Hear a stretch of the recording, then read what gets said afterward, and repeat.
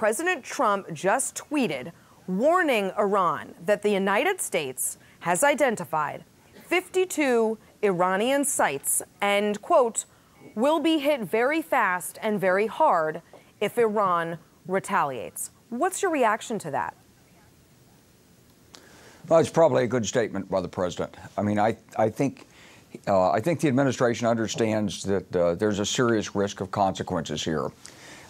I think they understand that it's unlikely that the Iranian regime is going to now come hand in hand to the negotiating table and say, okay, you killed our #2 guy, let's talk, we're ready to surrender. Right. They're not going to do that. Right. So he's trying to establish a warning again that they better not attack. It's probably not going to work. I'd say the odds are that given Iran's politics domestically, given the way the administration in Iran or the regime in Iran has handled itself, it's probably going to have to, for its own credibility, to hold its followers together, to intimidate those in Iran who don't believe in it. It's going to have to find a way to strike back. But here's the other thing that they have to understand, Essie, that they're looking at the United States. They understand our politics pretty well. And President Trump obviously understands our politics pretty well because he accused President Obama in 2011 of wanting to start a war so he'd be reelected. So the Iranians have to understand that they're playing into the domestic politics of the United States in a way that strengthens the President of the United States when they strike us. There'll be lots of criticism of him that's partisan. But the fact is that Americans rally around the leadership when Americans are in danger. That's just natural. Well, yeah, this could deter Iran. Okay, the odds are against it, but there is that's a factor that has to be considered. So I want to make sure that we're not overreacting or underreacting. That's important to me. So I don't want to needlessly scare people, but I also don't want to underestimate the geopolitical consequences of all of this. So I look to you, the expert. You tell me. People are talking about this setting off a World War III. How likely is that? Put this in context for us. I wouldn't say that this particular act is the trigger that immediately we go to World War III. This act might probably takes us to a new phase in our 40-year struggle with Iran because we have been disproportionate in our response. And we've taken out somebody that they really value. So they're going to want to retaliate. And then the question is, what will we do? Let's say we do take out the 52 sites that the president has mentioned. What will they do then? And then what will we do in response to that? Because the difference in this operation versus, let's say, the operation that I led in Kosovo 20 some odd years ago is Serbia was a country of 10 million people surrounded by nations that were European and wanted to be part of Europe. They wanted to be part of NATO. Iran is a nation of more than 80 million people. It's too big.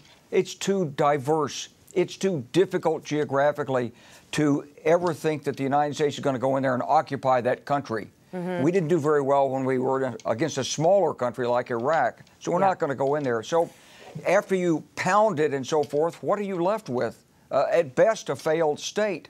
At worst, a state that maybe they do have nuclear weapons. Maybe North Korea is going to give nuclear weapons. Maybe Russia will come to their aid. We don't know how the geopolitics of this could spin out of control. Well, in so general, it's too early to say it's a path to war, but it's dangerous. What about Congress? Republicans rightly demanded that Obama seek congressional approval before airstrikes in Syria. Republicans were equally right in their outrage over Obama's extrajudicial killings and secret drone program. Should Congress have been consulted in this case, or is this different? Well, I think that you don't want to, and I know there's been a lot.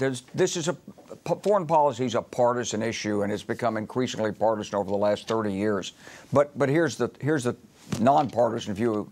The President of the United States needs the power to respond when American lives are in jeopardy. Now, he has notified Congress.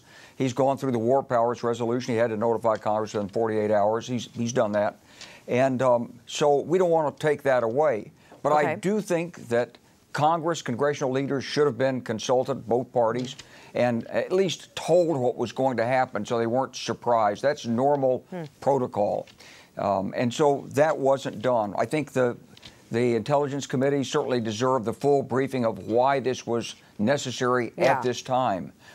But having said that, this was a bad guy. And, you know, there's no question that he deserved it. The issue is what happens next.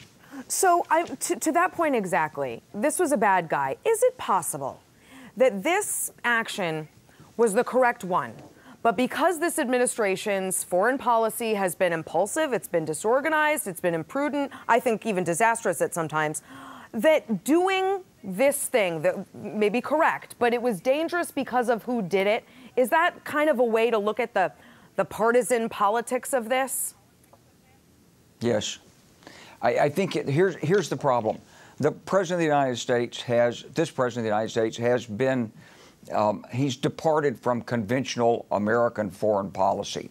He's been more idiosyncratic, and he's been less responsive to our allies than he has to a bunch of dictators. And so the people that would normally support us and say, yes, he's done the right thing, they're looking at this and saying, well, why did he do this? And where's the evidence? So we need our allies when we're doing something like this. They provide us intelligence. They provide us backup. They provide us an alternate way to try to solve these issues in the region through diplomacy, negotiations, through back channels. So we don't want to be the Lone Ranger here. And it's possible that when you do overwhelming response, disproportionate response like we did, you'll shock the Iranians so much they jump back and say, oh my God, we have to stop. But there's nothing in the 40-year struggle with Iran that indicates they would do that. Yeah. They're more likely to come back on us. Real quick before we go, President Trump said yesterday that we're not seeking regime change. I've heard sometimes it described as seeking behavior change. Is that possible in a place like Iran?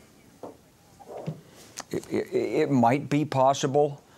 There are different factions we know inside the Iranian leadership, and we know that the man we took out was one of the ones who really pushed for an imperial vision of Iran and going throughout the region. But there are others who have the same views. I would think that it would be very difficult for us to accept that Iran would credibly change its behavior long term. That was the point of the negotiations. We were supposed to move and get a better commitment by Iran on its behavior. And this was the intention why President Trump left the agreement in the first place. So if we could get back to that, fine. But I'd say the odds are against it. And I'd say the overreaction or disproportionate response here makes it more difficult to get back. If you believe that there's a core of U.S. interests, then this action may not have taken them. But if you believe that there's a separate set of interests the president has, he's probably on more solid ground, because when the Iranians respond, it's natural that Americans are going to rally against Iran. General Wesley Clark, thanks so much for your time and your insights tonight. Really appreciate it.